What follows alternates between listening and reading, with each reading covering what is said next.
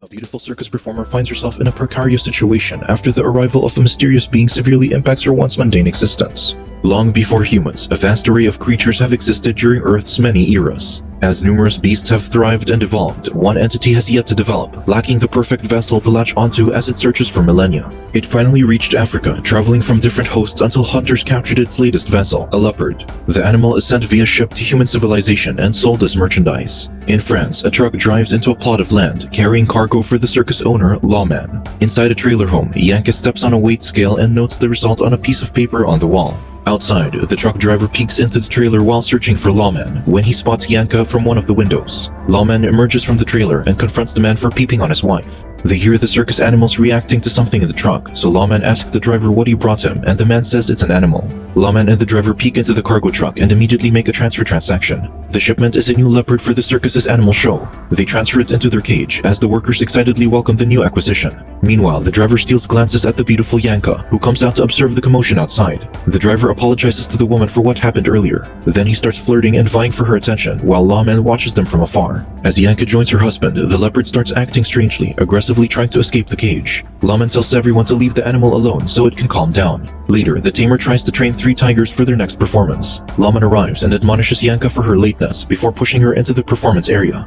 Moments later, the tamer thinks something's agitating the tigers. In the middle of practice, one of the tigers jumps over the frightened woman, so she runs away in fear. The driver follows her outside the tent and the two share a passionate kiss. When they sense Lawman approaching, the driver escapes, leaving Yanka in a compromising position. Her husband sees her and slaps her across the face. Later that night, Yanka sleeps in bed while Lawman does some accounting. Suddenly, he hears a commotion outside and goes to investigate. The circus owner sees the woeful tamer, who tells him that the new leopard died after something burst out from the animal's body. Upon seeing the grotesque animal remains, Lawman rounds up his workers to find the mysterious creature. Unbeknownst to them, the parasitic slug-like creature enters through Yanka's trailer roof and it slithers towards the bed and enters her body. Lawman notices the dog barking at his trailer and goes back inside. He sees Yanka sleeping soundly on the bed, undisturbed. The next day, the unwell Yanka throws up in the bathroom. She checks her weight, surprised that she's gained over 4 pounds in one day. Later, Yanka heads to the hospital to get checked. Seeing the result of her test, Yanka wanders anxiously back to the circus. She sees her husband fighting with another circus worker, and Yanka caresses her womb, worried about the future.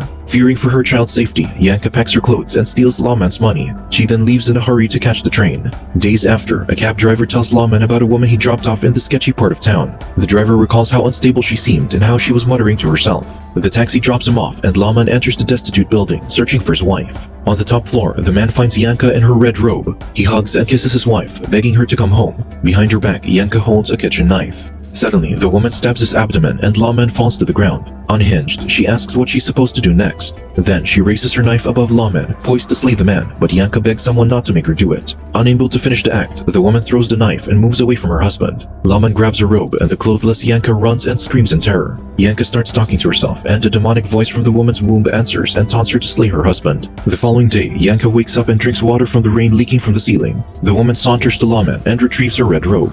Suddenly, the voice speaks up and says it's hungry for Lawman's blood. Yanka immediately holds her belly, aware that it's her child's voice. It tells its mother that it needs to feed to be able to grow, but Yanka is reluctant to comply. However, the child threatens to burst out from her body if she doesn't feed it. Yanka takes the fork and tries to stab her belly, but the creature hurts her from within. The woman falls to the ground, throwing up blood as she crawls to Lawman's body.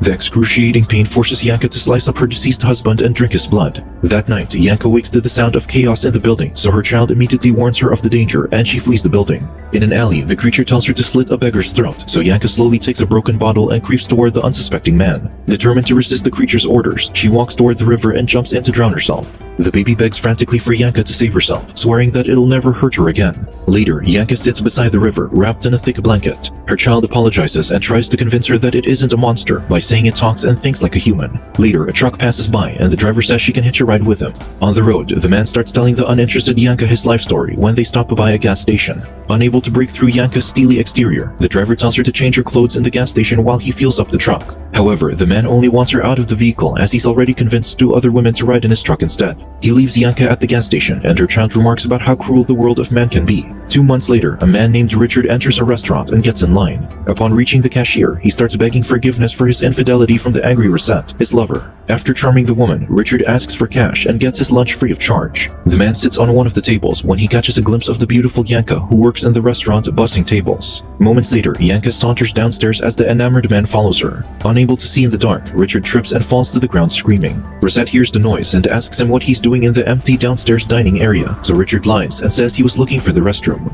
When the couple leaves, Yanka and the creature express their disappointment for missing out on the opportunity to feed on the clueless man. Later, Rosette waits outside the restaurant for her lover to pick her up from work when she notices a bloody napkin on the ground. Meanwhile, the creature tells Yanka to find their next victim at a nearby restaurant. Minutes later, Richard arrives and joins her at the table, and her child remarks how easy it is to lure human men. During the meal, the babbling, arrogant man's stories bore Yanka and the creature. Richard shows her a picture of when he worked as a circus clown and asks if she's done anything significant in her life. Yanka tears up and despondently says she's done nothing noteworthy at all. They leave the restaurant and Richard walks her home. He tries to get her to let him come inside, but Yanka refuses and reasons that she feels ill. The next day, Rosette tries to call Richard, but the man doesn't answer. She begins to suspect Yanka as she sees the woman descend the stairs into the empty dining area. That night, Yanka roams the streets and spots a prospective victim. She follows him into a building and the man asks Yanka why she's been following him. The beguiled man makes out with Yanka just before she stabs his neck with a blade. Suddenly, people filling out of a nearby door sees them, so she kisses the dying man on the lips and pretends they're in a passionate embrace to avoid suspicion. Yanka runs away to avoid getting caught and the man perishes. She reaches her apartment and sees Richard waiting for her by the stairs. They then spend the night together making love. The following morning, Yanka wakes up and takes a cigarette from Richard's pocket. The creature admonishes her for smoking while pregnant and orders her to stop. Having had enough of the creature's authoritarian control over her body, Yanka threatens to stab her stomach with a pair of scissors. Hearing her angry screeches, Richard enters the kitchen, interrupting her crazed behavior. He expresses his desire for their relationship to continue and even wishes to marry and raise a family with her. Unhinged, Yanka stabs the poor man in the stomach as he screams in agony. All of a sudden, Rosette comes knocking on Yanka's door, demanding to see her cheating lover. Yanka lets her in and she enters the dark kitchen.